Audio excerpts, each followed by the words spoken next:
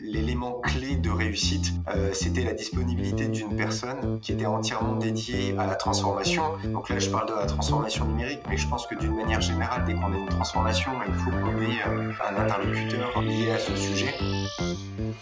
Dans le secteur de l'expertise comptable, au-delà des chiffres, il existe de vrais héros, engagés pour la profession. Ici, on découvre l'ADN de notre génération comptable.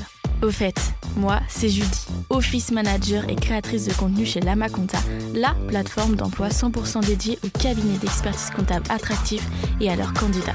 J'évolue dans le monde de la comptabilité depuis plusieurs années et avec Génération Comptable, je te propose de partir à la rencontre des professionnels et des acteurs inspirants du secteur.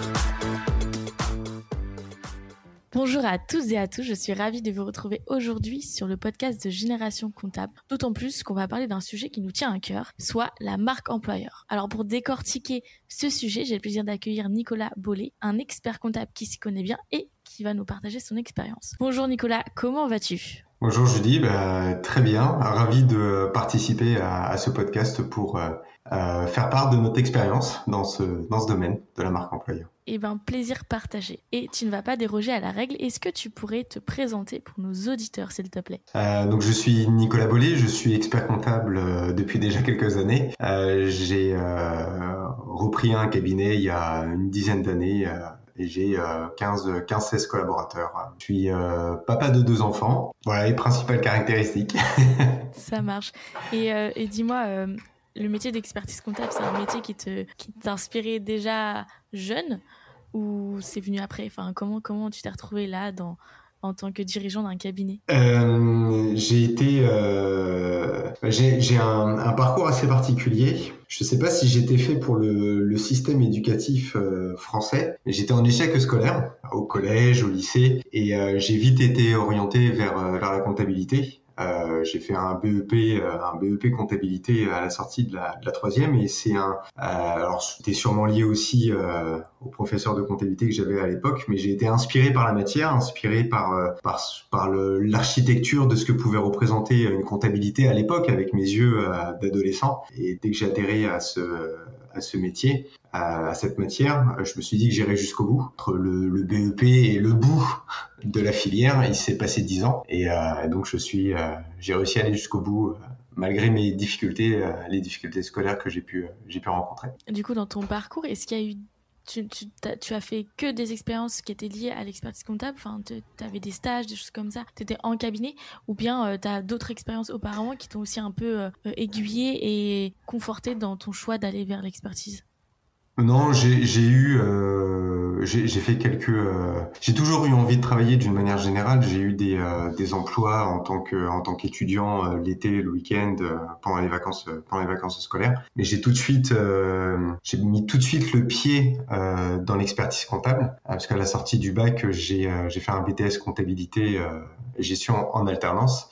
Et directement dans un cabinet d'expertise comptable de taille très très humaine, parce qu'on était 2 alternants et avec l'expert comptable. Donc on a été directement mis sur le sujet de la comptabilité, sur le sujet de la relation avec les clients, et tout ça assez jeune, ouais.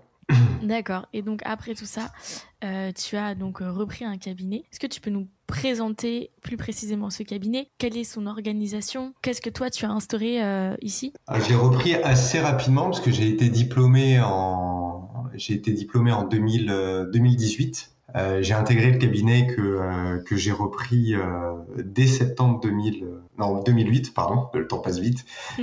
Donc j'ai été diplômé en 2008, j'ai intégré le cabinet que j'allais reprendre en septembre 2008, et puis j'ai intégré ce cabinet déjà dans la perspective de reprise parce que le confrère partait en retraite quelques temps après.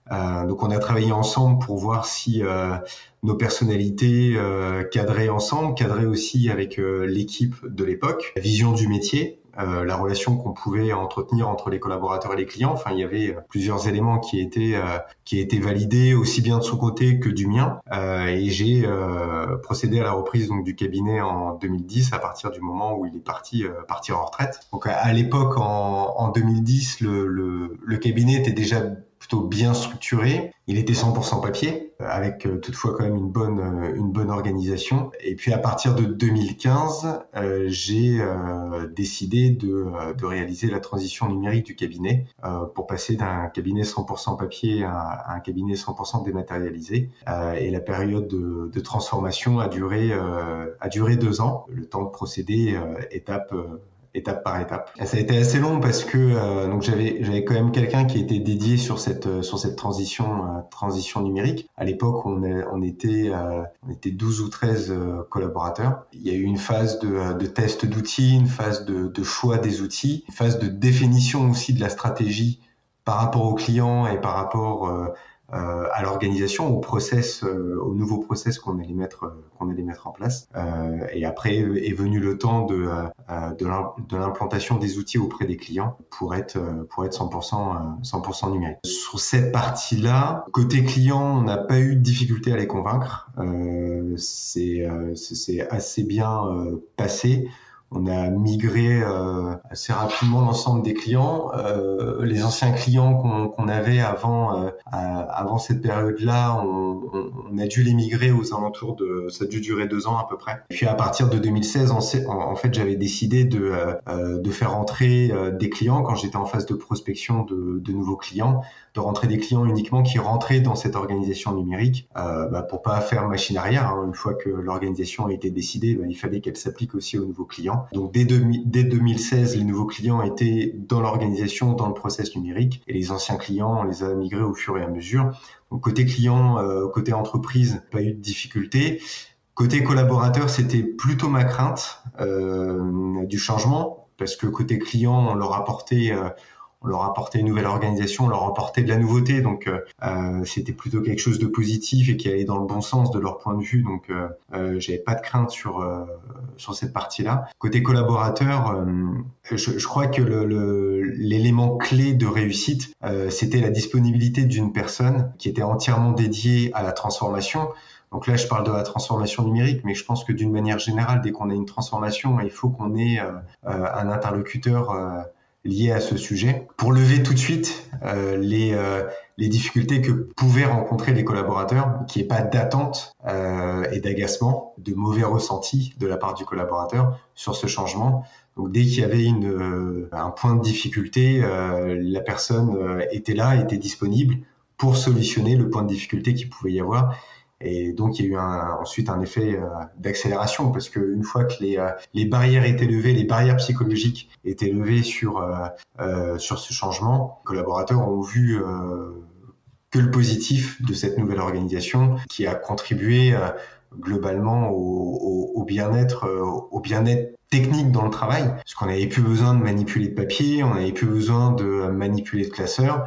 On avait l'information de la donnée, on avait l'information de la facture directement sur la ligne comptable. C'est pas grand-chose, mais quand on fait plusieurs dossiers et qu'on a l'information qui est disponible tout de suite, on est collaborateur et qu'on regarde un dossier, on contrôle un dossier, c'est pas mal de confort, c'est beaucoup de confort. Donc ouais, l'élément clé, je pense que c'est la disponibilité de la personne.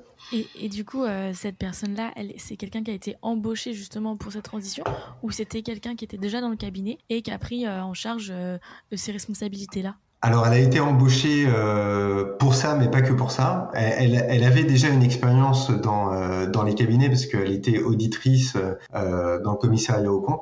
Donc, elle avait déjà une vision de l'organisation des entreprises. Et puis, elle a été embauchée pour la partie numérique, mais également pour m'assister sur l'organisation globale du cabinet, notamment sur la rédaction du manuel de procédure du cabinet et le respect et le contrôle du respect des normes de la profession. D'accord.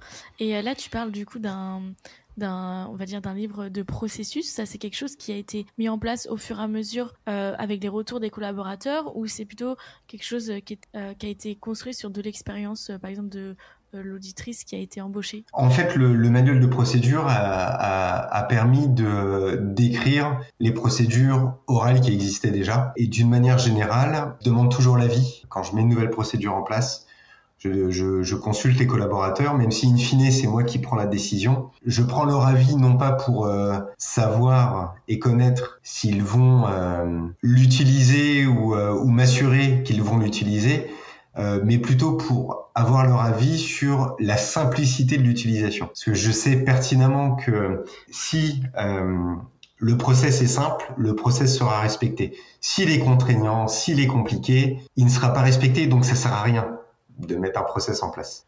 Et ils vont plutôt me donner leur avis sur, avec leur vision du travail au quotidien, que moi je n'ai pas, parce que moi j'ai plutôt une vision d'ensemble du cabinet. Eux, ils ont une vision du quotidien du cabinet. Grâce à leurs avis, je vais pouvoir affiner le process et ensuite pouvoir le mettre en place d'un commun accord quelque part, parce que j'aurai ma vision globale du cabinet où je leur explique que moi j'ai besoin de mettre ça en place au sein du cabinet, et eux comment ils voient la mise en place grâce à leur travail au quotidien. Est-ce que tu penses que du coup cette sollicitation d'avis que tu fais auprès de tes équipes, ça permet de mieux engager les collaborateurs dans leur travail et dans leur investissement? Complètement, parce qu'ils se sentent totalement responsabilisés, et puis ça va bien plus loin que les simples process. Ça va également jusqu'à quel client on va prospecter, quel client on conserve au sein du cabinet.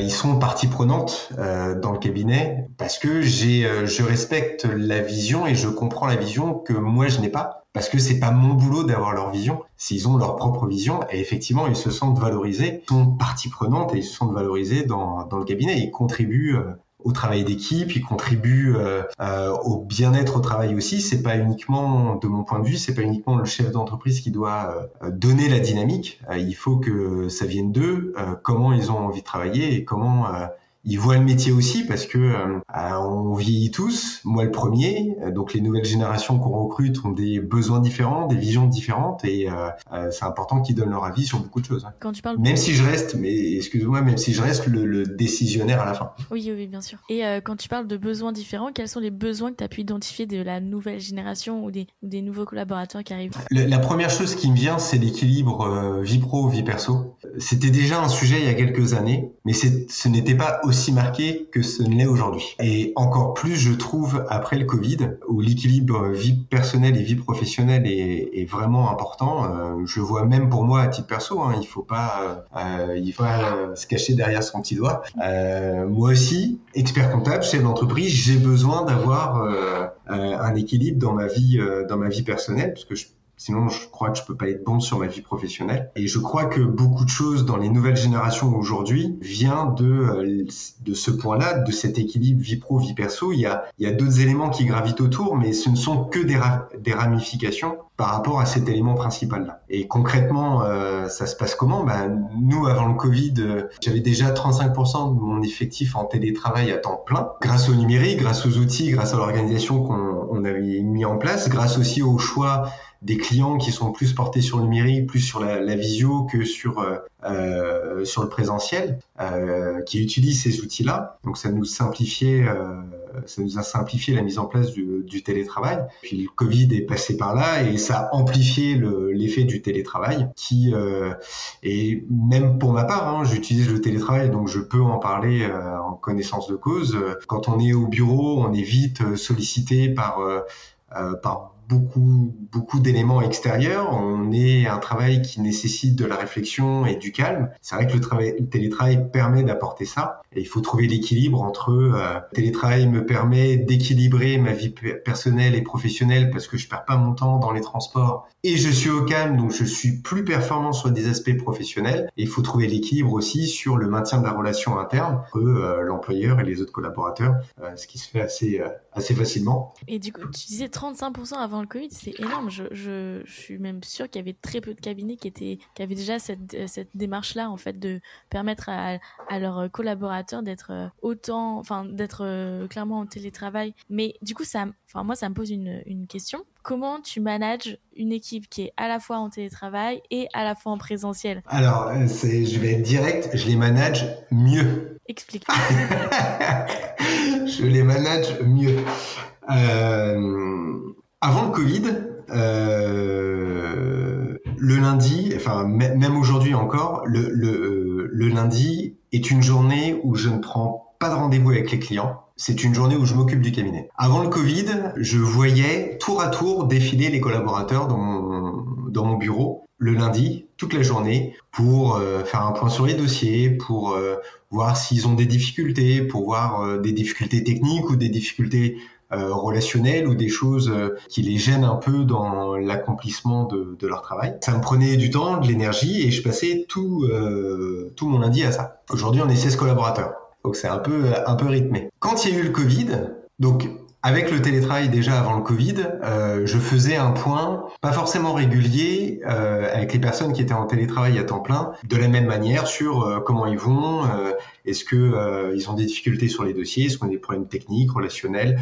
On faisait un tour global de leur situation au sein du cabinet. Est venu le Covid, et avec le Covid, j'ai matérialisé en fait de manière plus régulière ces points sur les dossiers ou sur leur travail ou sur leur ressenti. Et en fait, le lundi matin à 9h, je vois tout le cabinet pour parler du cabinet. Le mardi matin à 9h, je fais un point avec le pôle comptable. Le mercredi matin à 9h, je fais un point avec le pôle RH. Le jeudi matin à 9h, je fais un point avec le pôle juridique. Et le vendredi matin, à 9h, je fais un point avec le pôle numérique. Comme ça, à 9h, je sais que je vois tout au long de la semaine mes équipes, je sais où on en est. Alors on a d'autres outils de suivi de dossier qui me permettent de suivre régulièrement, mais je vois régulièrement mes équipes et ça ne pose aucune difficulté. Ok, on parlait aussi donc des besoins que peuvent avoir les collaborateurs et qu'est-ce qu'il en est au niveau de la flexibilité horaire? Qu'est-ce que tu entends par la flexibilité horaire? J'entends par flexibilité horaire, est-ce que, pour atteindre cet équilibre vie pro vie perso en fonction des besoins de chaque collaborateur, il y a sans doute des collaborateurs qui ont par exemple des enfants à déposer à l'école, à la crèche. Est-ce qu'il est possible d'arriver facilement plus tard au travail, quelle liberté ils ont? Alors j'espère que l'inspection du travail n'écoutera pas notre podcast. Je n'ai pas de contrôle de temps. Je sais que ce n'est pas bien. Je sais que je devrais le faire. Le contrôle de temps, je le fais au ressenti du collaborateur. À aucun moment je veux qu'il soit débordé dans son travail parce que je veux qu'on respecte l'équilibre vie perso vie pro et c'est un discours que je tiens régulièrement sur les enfants, sur la crèche, sur les enfants malades. Il y a aucune difficulté avec ça. Je veux impérativement qu'ils règlent ces difficultés-là personnelles qu'on rencontre tous. J'ai 2 enfants, donc je l'ai vécu, je l'ai vécu. Parce que sinon, on peut pas avoir l'esprit libre sur la vie professionnelle. Il faut qu'ils règlent quand il y a un rendez-vous médical. On sait que c'est encore plus compliqué aujourd'hui de prendre des rendez-vous chez les médecins. En plus pour nos enfants, il y a pas de problème. Tu prends 1 heure, tu prends 2 heures, fais-le. Règle ta difficulté, parce que je sais qu'après tu auras l'esprit libre sur ta vie professionnelle. Et je sais aussi qu'ils vont rattraper ces heures qu'ils ont dédiées à leur vie personnelle pendant le temps de travail. Ils vont récupérer ce temps. Donc j'ai pas de difficulté avec ça. Je préfère qu'ils règlent leurs soucis personnels, qu'ils soient opérationnels sur le domaine professionnel. Pas de problème. Pour moi, c'est pas un sujet. Ouais, c'est impressionnant la relation de confiance que tu as instaurée avec tes collaborateurs. C'est même très valorisant, je pense,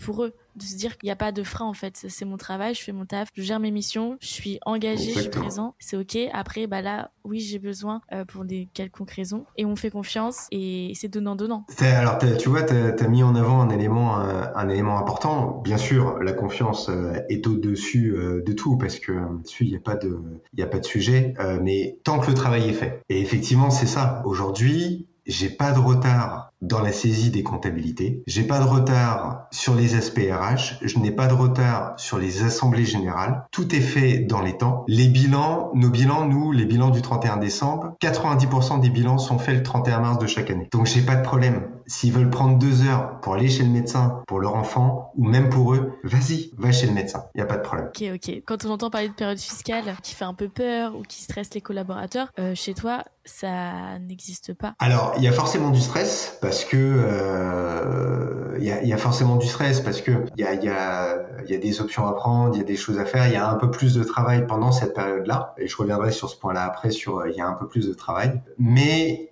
comme on a une organisation bien en amont pour gérer la période fiscale, on sait que les difficultés qu'on va rencontrer, c'est pas une difficulté liée à l'organisation ou au retard des clients. Alors il y a toujours quelques récalcitrants, faut pas se voiler la face. Et c'est pour ça qu'on est à 90% au 31 mars. Parce qu'en fait, on est à 100% des clients qui ont été propres dans la transmission de leurs documents tout au long de l'année. Et les 10% en fait qui nous manquent, c'est les 10% qui nous posent des difficultés. Je voulais revenir sur le temps de travail. Effectivement, il y a un peu plus de temps de travail pendant la période fiscale. Mes collaborateurs travaillent pas le week-end. Je ne veux pas qu'ils travaillent le week-end. Je sais qu'ils travaillent un peu plus en soirée pendant la période fiscale. Et là aussi, en fait, je gère pas les heures supplémentaires. C'est pas bien. Mais j'ai convenu avec eux.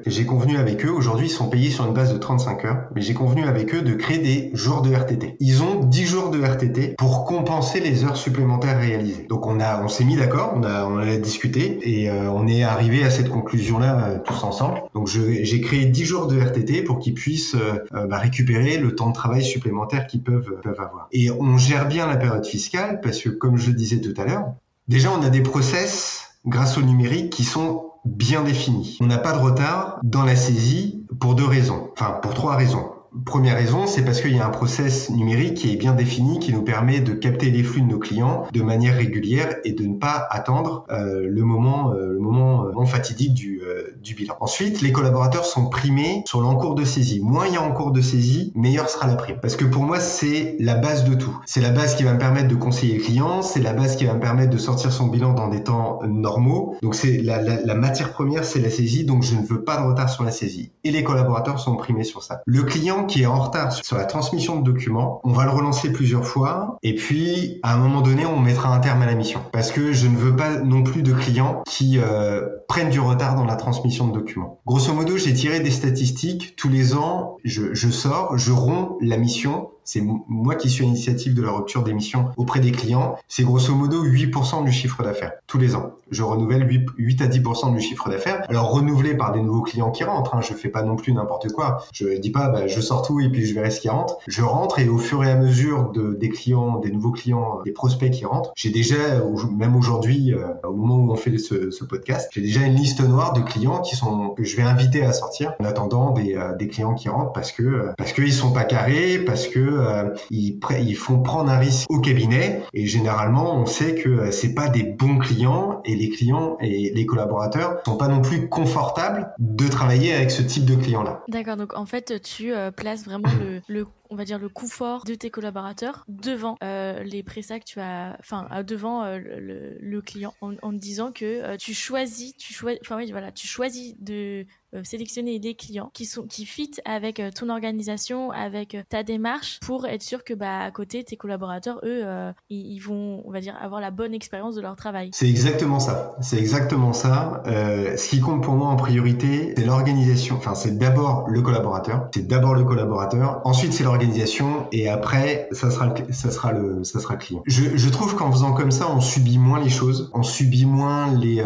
clients désagréables, on subit moins le fait de faire un dossier à la va-vite, à pas d'heure, la nuit, le week-end. On maîtrise, on contrôle notre production et effectivement c'est important. Ça va même loin. Si je fais le parallèle entre le confort, je me ramène cette idée-là aussi en tête. Quand on parle du confort et on parle du télétravail, je l'avais pas forcément fait avant le Covid, mais après le Covid, comme le télétravail s'est répandu encore plus au sein de mes collaborateurs, à l'été 2020, donc juste après la première période de confinement, je leur ai fait faire une formation sur la posture et les TMS, les troubles musculo-squelettiques, et je les ai équipés au bureau, mais aussi chez eux, d'outils qui répondent, qui permettent la prévention de ces troubles. Donc quand on est confortable en fait au sein de mon cabinet, on est confortable auprès des clients dans la réalisation de la mission, mais aussi d'un point de vue pragmatique et pratique sur effectivement le poste de travail. Je sais pas si tu es au courant, mais toutes les infos que tu donnes, ça, je pense, ça va intéresser beaucoup de candidats. Tu es en période de recrutement, en ce moment, comment ça se passe pour toi? Alors aujourd'hui, on n'est pas, je ne suis pas en période de recrutement.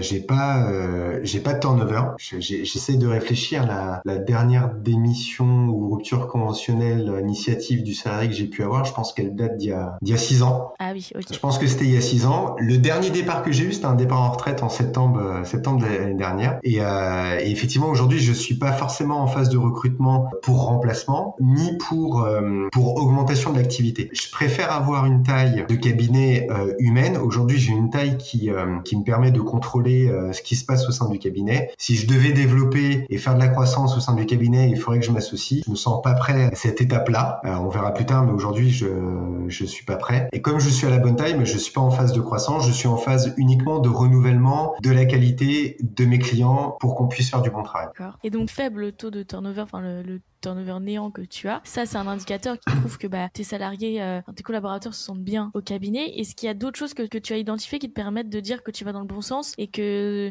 eux ils sont bien? Mais on a fait, ça fait 2 ans qu'on réalise le test de Choose My Company, l'API at Work. C'est un test donc qui est réalisé par cette entreprise qui est anonyme, donc je peux pas connaître les réponses réalisées par mes collaborateurs. Je ne sais pas qui répond et quelles sont les réponses qui seront données. Et en fait, le test API at Work est un test qui permet d'évaluer la motivation et l'implication des collaborateurs au sein d'une entreprise. Alors, ça ne concerne pas que les cabinets d'experts comptables, même si on a quelques-uns qui le font aujourd'hui. Ça concerne toutes les entreprises en France. Et on vient d'avoir les résultats de la dernière période de test. Et nous sommes arrivés deuxième au niveau national dans le classement des entreprises de moins 25 salariés. Alors, j'ai eu des informations, a priori, il y avait plus d'une centaine d'entreprises qui avaient répondu à ce test-là. Donc on se classe deuxième de la motivation et implication, quel que soit le secteur d'activité pour les entreprises de moins de 25 salariés sur le territoire national. C'est une très grosse fierté et c'est un bon indicateur sur le bien-être d'une manière générale, parce que s'il y a bien-être et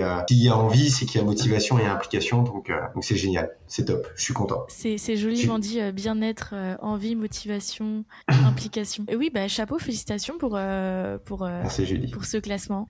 Et donc ça, c'est via donc le label Happy at Work, c'est ça. C'est ça. Mais ma question, c'est si tu as 3 conseils pour être à l'écoute de ces collaborateurs et travailler sur la fidélité, qu'est-ce que tu donnerais? Justement, tu m'as coupé l'herbe sous le pied. J'allais parler d'écoute parce que effectivement, il y a bien sûr, il y a la confiance, il y a déjà moi en tant que chef d'entreprise, j'ai envie que mes collaborateurs sentent bien au sein de mon entreprise, au sein de mon cabinet. C'est un élément important parce que nous sommes que des êtres humains et c'est ça le plus important. Et tout part de l'écoute. Et j'ai vu il y a pas longtemps sur les réseaux sociaux, alors je ne sais pas qui, mais j'ai trouvé la définition de l'écoute extrêmement pertinente où il disait aujourd'hui, et que ça soit dans le monde professionnel ou dans le monde personnel, aujourd'hui on écoute pour répondre, alors qu'on n'écoute pas pour comprendre. Et j'ai trouvé ça extrêmement pertinent. Je serais plutôt sur de l'écoute pour comprendre. Parce que en fait, je mets tous mes sens en éveil quand un collaborateur me parle et que je décèle quelque chose qui pourrait être, où il pourrait y avoir un non-dit parce que peur de dire quelque chose ou difficulté de l'exprimer tout simplement parce que faut tenir. Enfin, moi, je tiens compte de la personnalité et de la sensibilité de chacun. L'écoute pour comprendre, ça, la définition que j'ai vue et je pense que je suis plutôt dans cette logique-là où quand on va me dire quelque chose et que je ressens qu'il pourrait y avoir un non-dit. Pour les raisons que je viens de dire, je vais peut-être aller un petit peu creuser, alors pas de manière brutale et directe, mais je vais essayer de reformuler les choses et je vais pas m'inquiéter parce que c'est quand même un terme qui est assez fort. Je vais essayer d'appréhender la situation et comprendre la situation, pouvoir aider mon collaborateur dans sa difficulté, que ce soit une difficulté personnelle ou professionnelle. Ça peut être aussi personnel, ça m'arrive quelquefois qui se livre à moi sur des sujets perso. Alors j'écoute, je ne dis rien, je ne réponds pas parce que c'est pas ma place et ils se sentent suffisamment à l'aise avec moi pour au moins le dire. C'est vrai que au final, de ce que je comprends de ce que tu me dis, c'est que ton écoute elle tend vers de la compréhension et cette compréhension, elle va être surtout traduite par de la considération de la part de tes collaborateurs qui vont se dire il y a un lien de confiance. Enfin, c'est des grands mots comme ça, mais en fait c'est totalement vrai. Tu le vois et c'est pour ça que toi tu as des résultats comme ça. Donc c'est important. C'est vrai et c'est réciproque la confiance. Oui. Excuse-moi, je te coupe, mais c'est vrai que c'est réciproque aussi parce que autant je leur fais confiance et comme tu dis, on peut avoir l'impression que c'est des mots comme ça et qu'il y a que le chef d'entreprise qui doit avoir confiance en ses collaborateurs, mais si le collaborateur a pas confiance en l'expert comptable, en le chef d'entreprise, c'est aussi compliqué. Il faut que ce soit réciproque. C'est clair. Et donc là, donc toi, ton cabinet, vous êtes 16, tu m'as dit. C'est peut-être pas une technique qui peut s'appliquer à des grands cabinets, cabinet où il y a beaucoup de collaborateurs? Je me questionne à ce sujet-là. Ouais, je pense que tout dépend de l'organisation. Je discutais il y a début d'année,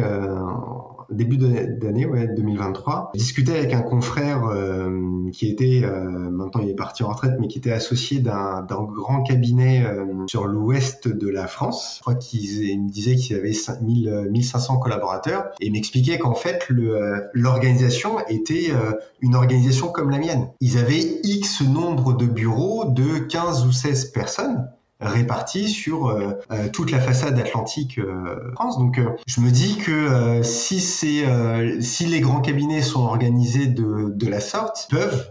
Alors après le discours commun et l'organisation commune, je sais pas comment, parce que j'ai pas du tout d'expérience là cette fois-ci dans les grands cabinets. J'ai toujours été dans des cabinets à taille très très très très humaine, mais je pense que il est possible pour les grands cabinets aussi d'adapter, parce que en fait on est sur l'humain, on est sur de la logique humaine. Le collaborateur a une difficulté, je suis là pour l'aider, y a pas de problème. Au final, comme tu dis, c'est plus une question d'organisation, parce que même si tu as un grand cabinet, tu as toujours un manager avec des équipes. Et je pense que si tu mets en place déjà une relation de confiance, d'écoute, et comme tu dis, en fait, il n'y a pas de raison qu'à grande échelle, ça ne fonctionne pas. Ah oui, c'est évident. Je crois que le côté humain, la confiance, l'écoute, ça reste la base de la base. Faut pas faire compliqué, parce que moi, j'ai rien fait de compliqué. Hein. Il n'y a rien de compliqué dans mon organisation. Donc, aucun prétexte pour ne pas mettre en place de choses comme ça. Exactement. Bon, voilà, on a parlé d'écoute. C'était très intéressant. Merci d'ailleurs pour toutes ces précisions. Mais je me souviens, tu m'avais parlé d'intelligence artificielle. Que toi, dans le quotidien, que vous, je vais parler le cabinet, du cabinet. De manière générale, vous utilisez l'intelligence artificielle. Est-ce que tu peux nous présenter et nous expliquer à quel niveau et dans quelle mesure? Alors on est au début de l'intelligence artificielle. Même si on est au début, on voit qu'il y a une véritable accélération sur les dernières semaines. Aujourd'hui, alors on fait surtout des tests. Moi, je teste des choses de mon côté, notamment sur des comptes rendus, de missions qu'on adresse à nos clients régulièrement, soit au moment du bilan ou en cours d'année quand la situation l'oblige, la nécessite. Et je discute régulièrement avec les collaborateurs de l'intelligence artificielle en leur expliquant ce que moi je fais avec, et je les invite à utiliser aussi pour leur travail. L'intelligence artificielle, alors aujourd'hui c'est principalement ChatGPT qui est utilisé, mais demain ça pourrait être d'autres IA, d'autres applications comme Make par exemple ou d'autres. Et régulièrement on en parle, et en fait la première fois que j'en ai parlé c'était au mois d'avril, à la sortie de la période fiscale. J'avais fait une réunion avec lundi matin quand je vois tout le monde au sein du cabinet en visio. Je leur ai dit donnez-moi une liste d'ingrédients que vous avez dans votre frigo. Donc je leur ai pas dit au début pourquoi je leur demandais cette liste d'ingrédients, et donc je leur ai demandé une liste d'ingrédients. Donc j'ai eu plein de choses très particulières des fois et très différents aussi. Et puis une fois que j'ai eu la liste, j'ai partagé mon écran, je leur ai montré ChatGPT, et puis j'ai dit à ChatGPT, tu es chef d'un restaurant étoilé, tu as à ta disposition tels ingrédients, quelle recette du jour tu pourrais faire avec ces ingrédients. Et donc une fois que le prompt était rédigé, la réponse est arrivée, et je leur ai montré aussi qu'on pouvait moduler les réponses en fonction du prompt qu'on utilisait. Et donc moi j'en ai parlé comme ça, je leur ai montré. Je sais que certains d'entre eux ont commencé à l'utiliser sur des problématiques de rédaction de mail, sur des problématiques de macro Excel, sur des problématiques aussi de clauses dans des contrats ou d'assemblée générale qu'on pouvait rédiger. Ils le prennent vraiment comme une canne, comme un appui, pas comme quelque chose de c'est bon, j'ai la réponse de ChatGPT, je vais pas réfléchir, je vais faire un copier-coller. Ils le perçoivent vraiment comme une aide. J'ai pas l'impression qu'ils aient peur aujourd'hui, qu'ils en aient peur de l'intelligence artificielle, parce que je crois justement que que de l'utiliser. Je vais reprendre une vieille expression, l'utiliser c'est l'adopter. On a plutôt tendance à dire que l'intelligence artificielle est quelque chose qui pourrait porter une atteinte à notre métier. Moi, je crois le contraire. Je crois que justement, il faut utiliser ces mécanismes-là, mais avec une perspective, avec une vision de stratégie de cabinet. Moi, ma stratégie, elle a toujours été liée à l'accompagnement, au conseil, et c'est ce qu'on fait depuis une dizaine d'années déjà, depuis qu'on est passé au numérique. Tous nos clients aujourd'hui ont des chiffres mensuels. On leur propose des tableaux de bord, de suivi de marge. On peut même monter sur le contrôle de gestion en fonction des clients, mais tous nos clients qui ont une activité économique, je parle pas des SCI, je parle pas des holdings, mais tous ceux qui ont une activité économique, aujourd'hui, ont un tableau de bord chiffré et commenté. Et donc, je pars du principe que l'intelligence artificielle peut nous aider encore à améliorer cet accompagnement. Et moi, à titre personnel, je voulais aider un client qui coule des chapes en béton. C'est une belle société qui réalise un beau chiffre d'affaires, mais moi, expert comptable dalle en béton, je sais pas comment on fait. Donc, j'ai questionné, j'ai eu une conversation avec ChatGPT sur comment je fais pour installer une chape en béton, ce qui m'a permis d'acquérir de la connaissance concrète et pragmatique et donc d'avoir une discussion un peu plus technique avec mon client pour comprendre quel était son métier, pour ensuite faire le lien avec le suivi de la marge, avec le suivi de la gestion de son entreprise, parce que lui, il n'a pas les compétences, il comprend pas cette partie-là, et effectivement, ça m'a permis de l'accompagner. Ouais, je vois. Donc en fait, ça permet, donc là, pour le coup, ChatGPT peut permettre d'acquérir des connaissances qui vont, toi, te permettre à ton client d'apporter une prestation qui est beaucoup plus dans le conseil, sans pour autant prendre de manière brute toutes les informations. Forcément, tu les analyses. Mais du coup, c'est comme tu dis, une canne. Enfin, je trouve que l'image, elle est très jolie de dire que c'est une canne à l'activité. Et au final, parce que là, on a parlé d'IA générative, parce que ChatGPT, il va créer de l'information, mais il y a aussi d'autres IA, comme je pense à Dex notamment, qui est un outil qui permet d'analyser les factures et de faciliter la saisie. Et ça aussi, c'est un outil qui est incroyablement pratique parce que ça enlève la partie redondante des tâches de saisie dans un cabinet au profit de conseils, au profit d'analyse pour le client. Oui, c'est effectivement, et c'est en fait ce qu'on a fait, ce qu'on avait fait à l'origine. Quand on a fait la transition numérique du cabinet, alors il y a 10 ans, c'était moins développé, les outils étaient moins développés que ce qu'on peut connaître aujourd'hui. Et déjà à l'époque, on a vu tout de suite le gain de temps sur la manipulation du papier. Le fait qu'il n'y ait plus de manipulation du papier, on a gagné du temps. Et le fait aussi d'être numérique, avec les reconnaissances, les OCR, les reconnaissances et les tâches automatiques, nous permet de gagner du temps pour aller vers le conseil. Mais demain, ça va aller encore plus loin avec la facturation électronique. Nous, on a commencé au sein du cabinet à en parler là depuis le début de l'année 2023 à tous nos clients, quelle que soit la taille de nos clients. Parce que grosso modo, l'obligation de la facturation électronique qui pèse pour nos clients, elle ne serait pas avant le 1er janvier 2025 ou 2026. Donc on pourrait dire qu'on n'est pas pressé, mais le discours que je tiens aux clients, c'est qu'on passe à la facturation électronique le 1er juillet 2024. Dès que les grandes entreprises y sont, pour plusieurs raisons. La première raison, même pour 3 raisons. La première raison, c'est qu'on a des clients qui travaillent avec des grandes entreprises qui, eux, auront l'obligation au 1er juillet 2024 de recevoir des factures électroniques, des factures X. Donc, pour accompagner ces clients-là, il faut que nous, on soit prêts déjà pour ces quelques clients-là. Il n'y en a pas beaucoup, mais il y en a quelques-uns. Ensuite, c'est pour toujours, dans ma logique, d'avoir une organisation globale, un process identique client par client, entreprise par entreprise. Si j'ai quelques clients qui sont sur la facturation électronique, il faut que tous mes autres clients soient sur la facturation électronique. Donc, tous mes clients seront au 1er juillet 2024 sur de la facturation électronique. Et puis dans les différentes conférences auxquelles j'ai pu assister de la profession et même des éditeurs, il semblerait, et je prends des pincettes parce qu'on est qu'à l'aube de cette possibilité-là, on aurait la possibilité de récupérer des données autres que des données comptables, des factures X. Et moi, je vais m'éclater. Si on peut récupérer, je vais m'éclater. Le cabinet va s'éclater, on va s'éclater, parce que si on peut récupérer d'autres données que des données comptables, on va pouvoir, en plus, avec l'intelligence artificielle, automatiser un suivi de gestion qui va être beaucoup plus aiguisé que le suivi de gestion qu'on peut avoir aujourd'hui à partir d'une comptabilité qui repose que sur des montants hors taxes de facture. Ah oui, là, vous allez avoir... J'ai hâte. Vous allez avoir accès à toutes les métriques, toutes les données. Enfin, oui, c'est clair. Ça va ouvrir l'analyse sur beaucoup d'autres indicateurs que simplement des données comptables. Ah, complètement, ouais.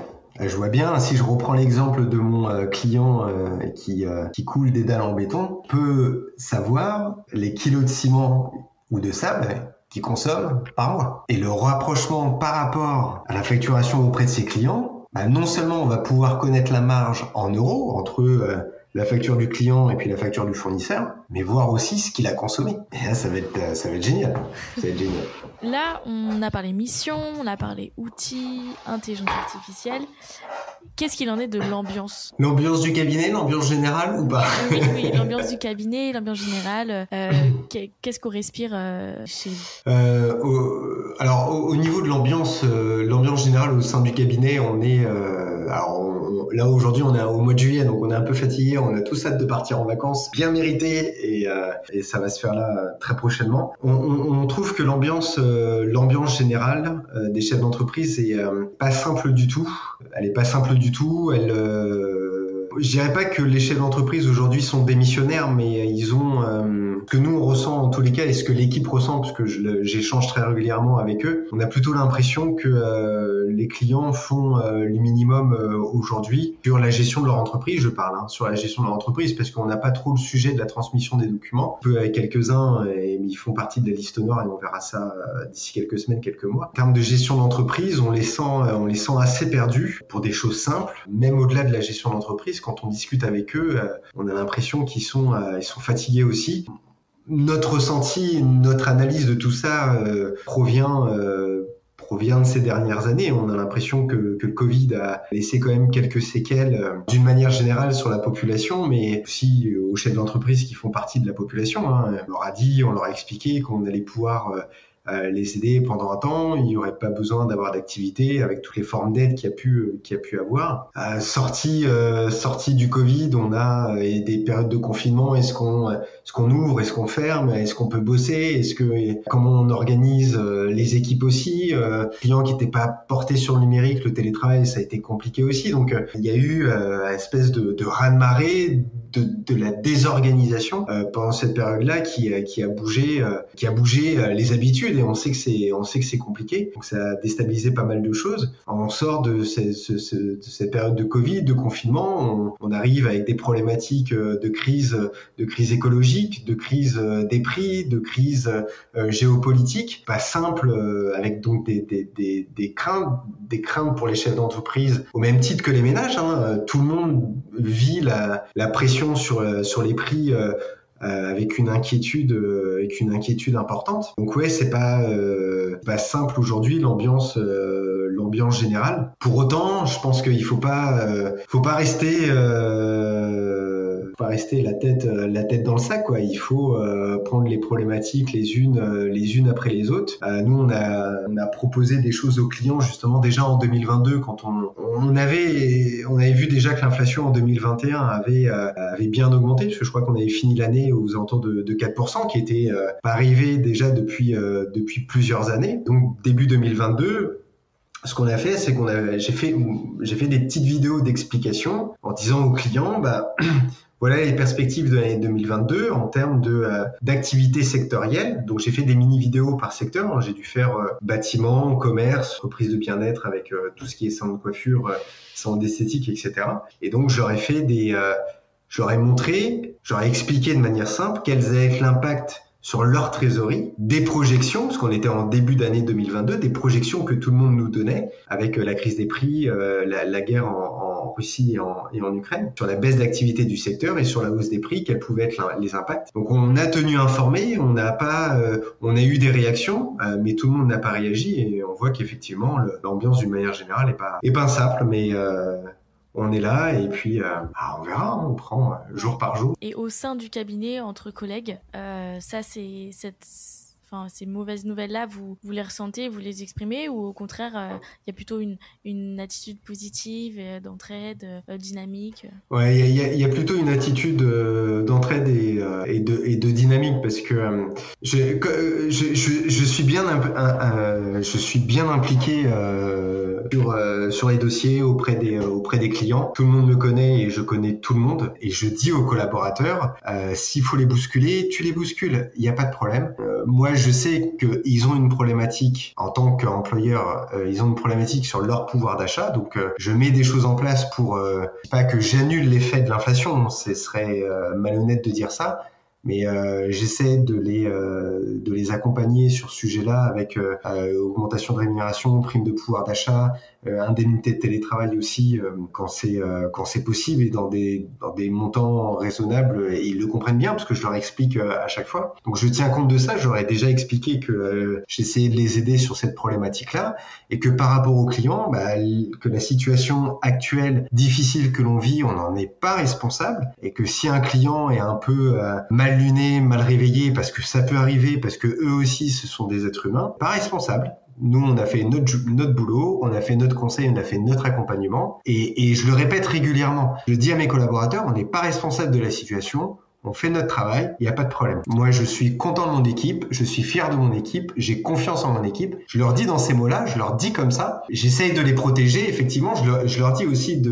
on peut avoir un client, comme je disais, mal luné, mal réveillé, qui supporte pas la pression et qui d'un seul coup explose entre guillemets. Je leur dis de se protéger, parce que je peux mettre en place des choses, mais ça doit venir aussi d'eux. Il faut qu'ils prennent conscience que de temps en temps, il faut qu'ils arrivent à mettre une petite carapace quand un client déborde un peu. Mais quand le client déborde, je suis informé. Et si c'est allé trop loin, j'appelle le client pour lui dire « c'est pas possible, on peut pas travailler comme ça ». Ce qui est impressionnant, c'est qu'en fait, je remarque que on connaît tous les clichés de l'expert comptable, etc., un tyran, tout ça. Quand je t'entends parler, j'ai l'impression que c'est plus comme un coach qui a son équipe, qui prépare un peu avant un match, tu vois, qui a le discours qui booste, le discours qui dit allez, j'ai confiance en vous, ça va le faire, tout le monde est capable, etc.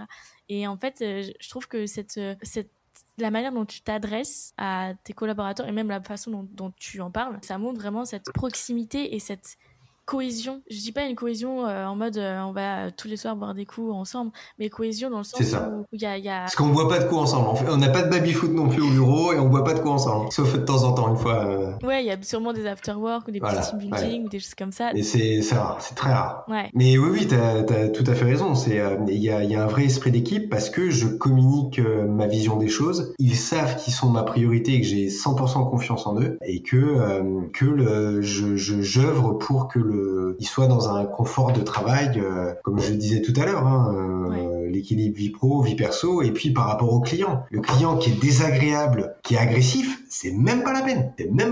On va arriver à la fin du podcast. J'ai encore quelques petites questions pour toi, notamment une qui concerne le futur de votre cabinet. Quels sont les prochains projets ou les challenges qui arrivent? Le challenge, c'est vraiment la facturation électronique, parce que il y a toute une organisation. Donc aujourd'hui, moi j'ai toujours une personne qui est dédiée. Son temps de travail est dédié à 100% au numérique. Numérique au sein du cabinet, numérique entre le cabinet et les clients, et quelquefois le numérique chez le client. Donc là, elle est en charge, on a défini un plan d'action sur la migration de nos clients vers la facturation électronique. Donc c'est le sujet d'un point de vue pratique du deuxième semestre 2023, qui est un préalable à l'accompagnement, à l'amélioration encore, parce que c'est jamais fini. En fait, on met quelque chose en place sur le conseil à la gestion des entreprises, mais on cherche toujours des petites recettes, des petites choses pour améliorer cet accompagnement-là. Je sais que je crois comprendre que la facturation électronique va nous aider sur ce point-là. Donc c'est le gros chantier, c'est ma priorité au cours des prochaines semaines. Et donc dernière question, si tu étais un compte comptable, lequel serais-tu? Alors j'avais connaissance de cette question-là qui allait m'arriver, et j'avais pas du tout d'idée, et donc j'ai demandé l'avis à mes équipes. Alors, et je me suis dit c'est pas mal, parce que ça fait le lien avec qu'on s'est dit aujourd'hui. Et on m'a donné 2 comptes. On m'a donné 3 comptes, 3 situations. On m'a donné le capital. Et c'est eux qui me l'ont donné. Produit exceptionnel. Flatteur. Ou plus-value. Alors, je crois savoir pourquoi ils ont dit capital, parce que comme je l'exprimais aussi tout au long, c'est que je reste le capitaine du navire. Je tiens compte de leur avis. Je sais qui ils sont et je leur fais 100% confiance, mais in fine, c'est moi le responsable, c'est moi qui prends la décision. Ils en ont conscience, donc je pense que le mot vient de là. Produit exceptionnel et plus-value, ça va un peu ensemble. Peut-être que c'est du point de vue de leur situation à eux. Plus-value, je leur apporte peut-être une plus-value. Est-ce que ce serait ça? Je sais pas. Je m'autorise à y croire. C'est toujours valorisant. Mais en tous les cas, oui, c'était très compliqué pour moi comme question. J'avais pas du tout d'idée, et je me suis dit que c'était plutôt pas mal de leur demander. Et on remercie du coup tes équipes pour leur participation. C'est gentil, je leur transmettrai le message. Avec grand plaisir. Le podcast va s'achever sur cette question. Je voulais te remercier d'avoir accepté l'invitation, d'avoir été aussi clair dans ton partage et dans les informations que tu nous as données. J'espère que tu as passé aussi un bon moment. Et puis, si jamais on a des questions à te poser ou des gens qui peuvent être intéressés par ton parcours ou par les problématiques auxquelles tu as été confronté, est-ce qu'on peut te contacter sur LinkedIn ou... Merci Judy de ton invitation. C'est toujours un exercice que j'aime bien parce que je le fais assez régulièrement pour la profession sur des sujets moins liés au management, aux équipes, mais plus sur la stratégie cabinet et l'organisation cabinet, quoique forcément l'équipe ça va avec. Donc merci de cette invitation. Oui, il n'y a aucune difficulté. Si des personnes, des confrères, d'autres entreprises même veulent me contacter, ils sont les bienvenus. Je serai disponible. Eh bien, avis à bon entendeur. Merci d'avoir écouté cet épisode de Génération Comptable et de contribuer avec nous au rayonnement de la profession.